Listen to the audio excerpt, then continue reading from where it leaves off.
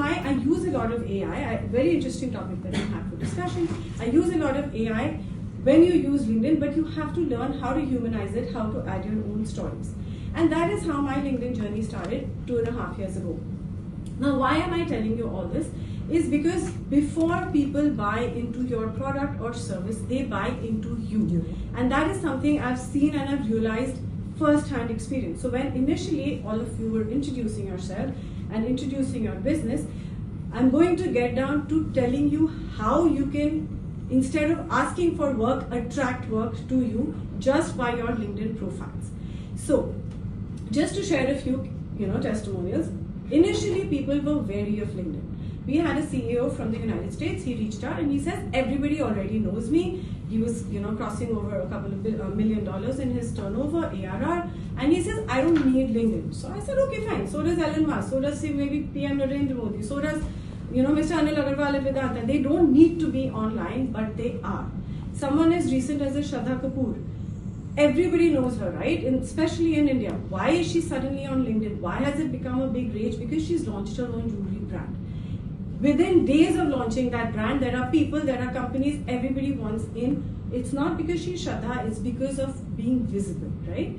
So I spoke to him, but he wasn't convinced, and I said, okay, fine, no problem. I'm not going to force you. I've got enough work. That's okay. Now he calls us up about 3 or 4 months early in the year, and he says, can I book a call with you? And I said, yeah, sure. He says, while everything is going, I feel I'm missing out somewhere because my competitors seem to get all these, fancy paying gigs. They're traveling across the world. I'm not visible. So I said, this is what I was trying to tell you, that if you're visible, if you put yourself in the right rooms or in front of the right people, you'll get to where you want. You will never need to make that sales call again. 2 weeks ago, we signed a contract for a year just to build his visibility and authority on LinkedIn. Now, at Reciprocity, your theme has learn, lean, and grow. I'm going to leave the leaning to Kanchan and all of you. I'd like to share a little bit about what LinkedIn is, how you can build your profile. Because even before you write your story, think of your LinkedIn page not as a resume, not as a job portal, but as a place where you can reach and bring the right people to your page.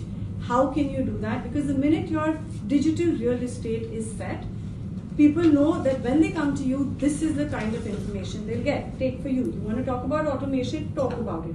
You have to put yourself as the authority in that space, right? You could be, we're not here to reinvent the wheel. We've got FMCG, we've got marketing, we've got tech, we've got, maybe healthcare.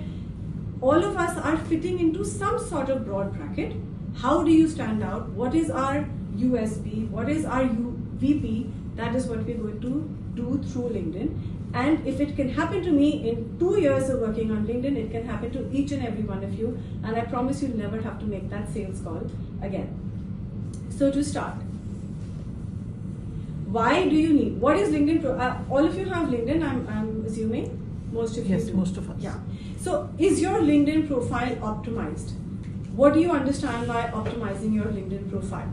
It means that you get a banner right on top. There are 7 parts to your LinkedIn profile. The banner tells me if I want to read further or if I just scroll you by. So why is that banner? Like a hoarding we see on the streets. Some hoardings make us stop and see what it's about, and some we just pass by and say, acha, ye to generic hai. Like for example, the Amul ad. Everybody wants to see because Amul is trendy, it's recent, it's current news, and they always have a quirky one-liner. We all want to know what it is.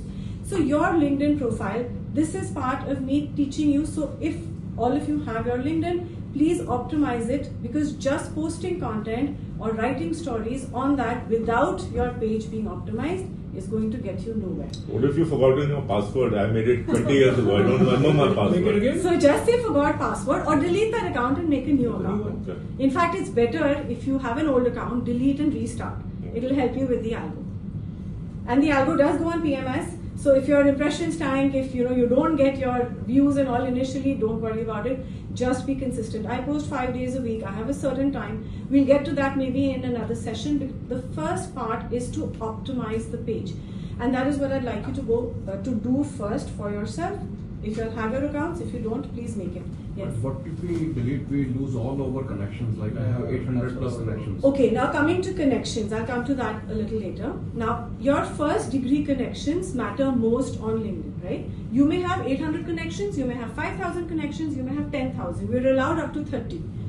But if your first degree connections are not active on LinkedIn, if they don't interact with your posts, anything that you put out will go nowhere. It's going to flop.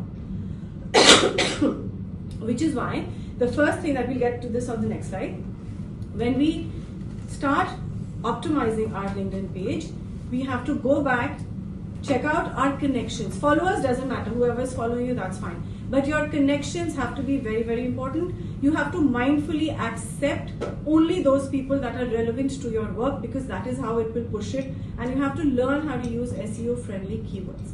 Otherwise, you can write the best posts out there, it will always, always, always bomb. It will not work.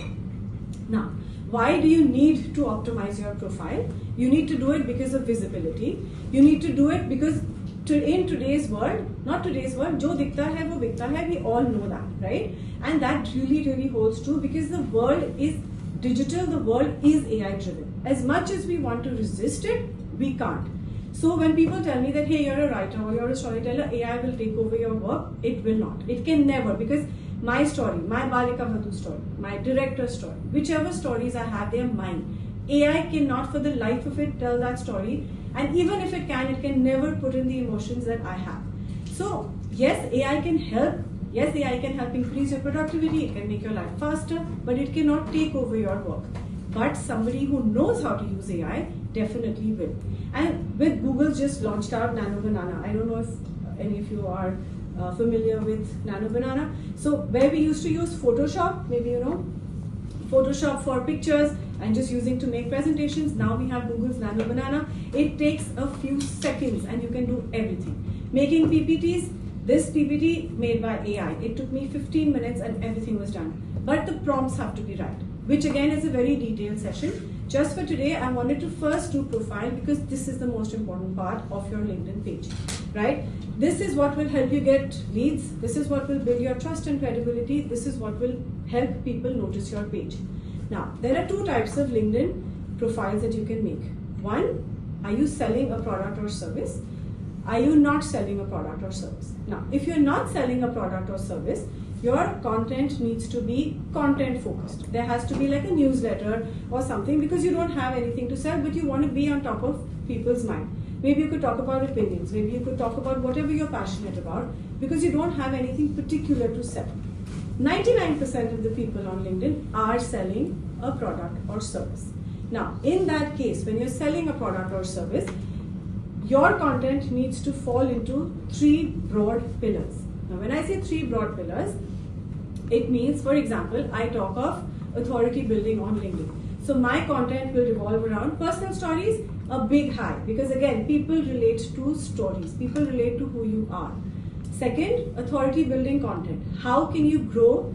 How do you build your authority on LinkedIn? And the third, how can you leverage LinkedIn to take it further, right? So my content revolves around these three pillars. On and off, I'll share, something out of the box, get more traction and take it from there. Videos, again, if you're comfortable with video, go ahead, post it. If you're not, stay away. Text only. There are different formats, carousels, infographics. Again, now with Google's Nano Banana, it's literally a matter of seconds for you to create anything. I can share a lot of AI. In fact, if you want to do, like, if you are into social media, if you have teams, I'm sure if you have teams that are on Instagram or Facebook or whichever social you use, to use AI, you don't need to get in and spend hours making an infographic or a brochure. There's different AI like pictograph or infographics. Again, 20 seconds, you have an entire detailed infographic in front of you. Make your edits, good to go. The average time somebody will spend on your LinkedIn banner is 2 to 3 seconds. So in that second, if your banner catches their attention, they will stay, otherwise they will pass you by. Now, coming to your question about what are the kind of connections? I have 800 connections, I have 3,000 connections, how are they active? So before you even optimize your profile, this is something we do for each and every client that we work with, is check your settings, check the back end, deep dive into your LinkedIn page. Make sure, say, your toggles are all on because you want people to reach out. Make sure it's a public account because only then will people be able to connect and follow you openly, right? There is a way that you can take a copy of your LinkedIn data. I urge you to do that because otherwise you will lose all your connections and followers if you don't download it periodically. Now, for example, we're working with somebody in Dubai. He's global CRO for one of the biggest brands. He's been on boards of Burberry, of LV, as well as Abercrombie and Fitch. So I said, okay, fine.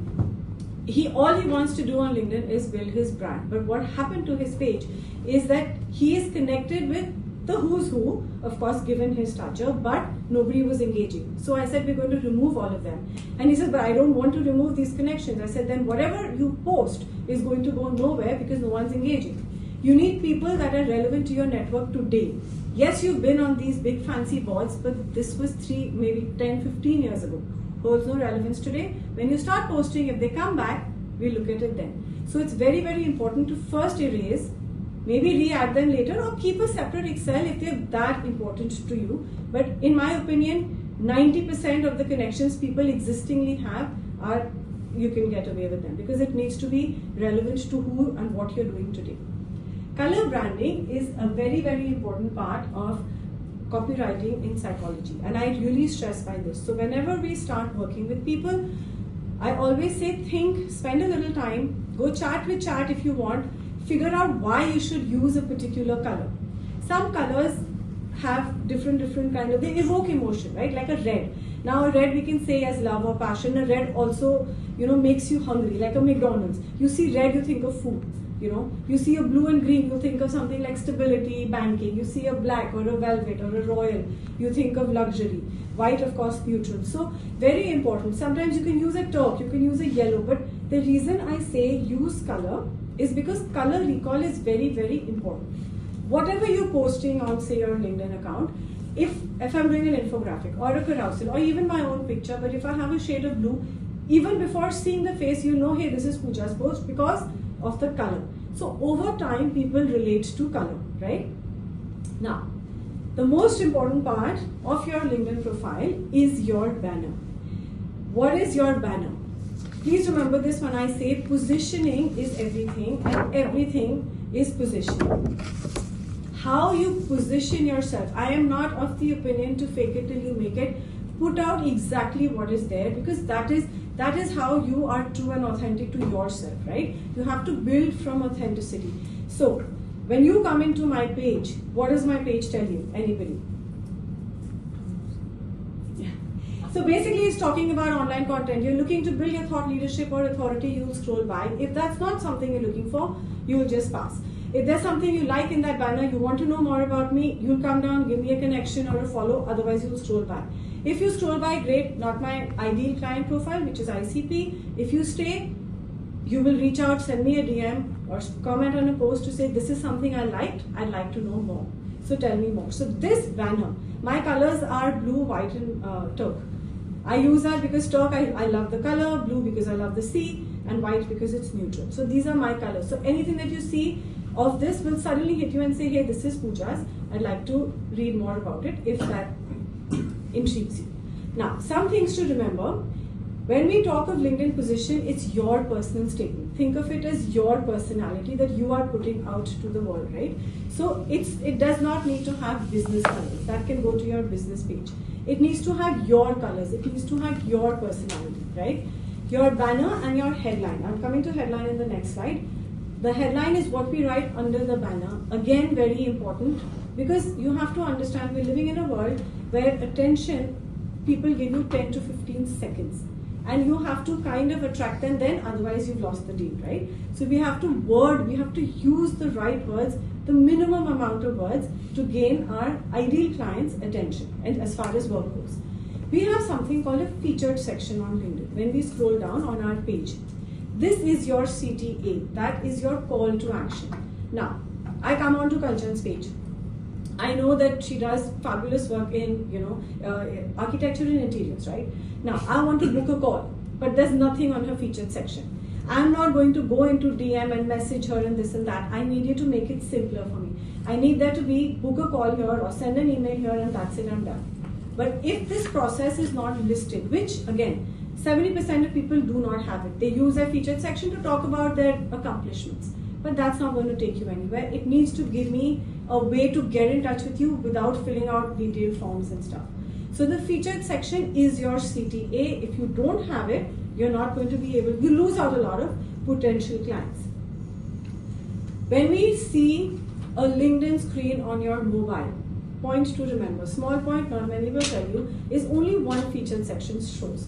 For example, I have 3 different featured sections because one is apply to work with me, one says book me as your speaker for places that I go to speak, and one is when people work with me to just do content. For example, I worked with the director of Coke in Southeast Asia. She didn't want to take our entire DFI service, so she said, can you teach me? So we do coaching. So all she had to do was get out there, book the call, take her slots, whichever slots were available. It just made that process easier for me to close that client. Now, if I didn't have that there, I don't know if she would have reached out to my DMs, sent a message, waited for a reply. I made that process much simpler, thereby closing a deal much faster, which all of you can very easily do. One more thing LinkedIn has is a slidable banner. I have just one. It gives you an option of adding 2 or 3 different banners. I personally do not recommend it because the banners slide in like a second and a half. It's too short a span for anybody to register. So when we start on LinkedIn, if you're starting, I would suggest stick with one and let that be your position statement for people to come down to work with you. The headline. This is what we call as the headline, right? Only 45 characters is available, which is why I will stress on when you are looking at your LinkedIn pages, please look at your headline. Because when you comment on other people's posts, this is what is going to be seen, 45 characters. So it should tell me exactly what you do. Helping CXO senior leaders, founders overcome fear of what ideally should have been speaking because he is a speaking coach. I do elite content for elite professionals. If you're looking for content, you'll reach out to me. She is talking about scaling business 10x without burnout. If you're looking for a business coach, it kind of tells you what they do. So very, very important in 45 characters to put across this is what you do. So when you are commenting is a very, very integral part of all social media, LinkedIn especially. Because where you're seen, I want to work with all of you, right? How can I do that? I will go subtly. If I go and give you like a sales pitch, how many will say yes? Maybe 1. But if I comment on your posts, every single day, whenever you put out something, I just subtly leave a comment or give my opinion. When you are looking for someone, I will be at the top of your head because I am on your page consistently. And that is how I've gotten my clients. I don't do sales calls. I never run after them. They come because of the comments, right? A quick way to help you write your banner is I-X audience to do X thing with X service. To make it simpler for you, who do you help? What is the point that you're solving? And what do you do? For your example, supposing you're selling garments, you're talking about women empowerment. Tell me more about that. Put it straight in your banner. So if I am, say, somebody in Spain and I'm looking to tie up or collaborate with somebody, how do I do that? We are working with one of India's premier defense startups. Now, he was looking for a company in the United States to do a JV with. They've been trying and trying for months on end to get to them, but they haven't. We went on LinkedIn. Of course, they don't have that much of a LinkedIn presence. So what did we do? We use something called an Apollo AI where you can scrape emails and personal details of people. So AI, in my opinion, is a wonderful tool if you know how to use it. You scrape that data, get their email, send it to them. They are right now in conversation to close $1 billion contract, which is huge for them and for us because we've only started working with them recently. But I'm just trying to explain you that the power of this platform is so large that if you use it well, you will never have to make a sales call again, right? And this is for the Sales Buddy program that you're having. Maybe it'll help all of you when you kind of put it into action and you've already done this little homework, that this is my pain point, this is what I'm solving, this is how I will solve it, right? So the about section, make it about them. Quick thing to remember is the PASS framework is what I call problem, agitate, solution. It needs to tell me this is my problem, which is non-ideal. How am I going to solve it? what am I doing to solve it? So the client just wants to know your process. Don't be salesy, nobody wants a sales pitch. This part we can leave for now. Yeah, these are references. Now, why am I telling you all this? Is because, like I said before, even before people buy your product or service, they buy into your story, right? So just to end, to conclude with this one last story, you know I'm a storyteller, is I was working with this client, we finished everything, drafts were approved, posts were all done, everything completed, but he was still staring at a post on the screen. So I said, is everything okay? Why are you looking? So he says, you make me sound like a version of me I'm still becoming. And that line hit me because I've always believed that great writing, it's not about clarity, but it's about possibility. It's about who you are now and who you are going to become. And that is the bridge between credibility and aspiration. That is what we call personal branding. Because a lot of people mistake personal branding as just showing off what you've done. I'm here to tell you that personal branding is showing up as who you are capable of being. And that is something that I want you all to think about. That is the takeaway that I want to give all of you, that we are who we are today. But if someone told me this, say when I turned 40, that this is where I'm going to go 3 years down the line, I would have laughed my guts off because I never knew that this existed until I, like you say, you don't know swimming, you jump into the ocean, you'll figure out a way or you'll drown. So when drowning is not the option, which clearly it isn't, because at the beginning of this session, Kanchan spoke about having a positive mindset. Otherwise, we'll all have excusitis, right? So to avoid that excusitis, I said, I come from a family, beautiful, lovely family, but very, very old-fashioned. They don't think women should work. They don't think we should travel for work. They think that, like, for example, I had a bad throat. The first thing that I was told at home by my mother-in-law is, let it be, it doesn't matter, don't go. They'll understand. I said, you have a commitment. How does somebody understand that you have a bad throat, I'm not dying, and even if I was, unless I am literally on that stretcher, why won't I go? A little bit is not going to kind of stop me or kill me. So I said, you have to push yourself out there, otherwise they're just stories we tell ourselves. So thank you so much for your time. I hope I've kept in limit and I hope I've helped you learn a little bit so you can all grow.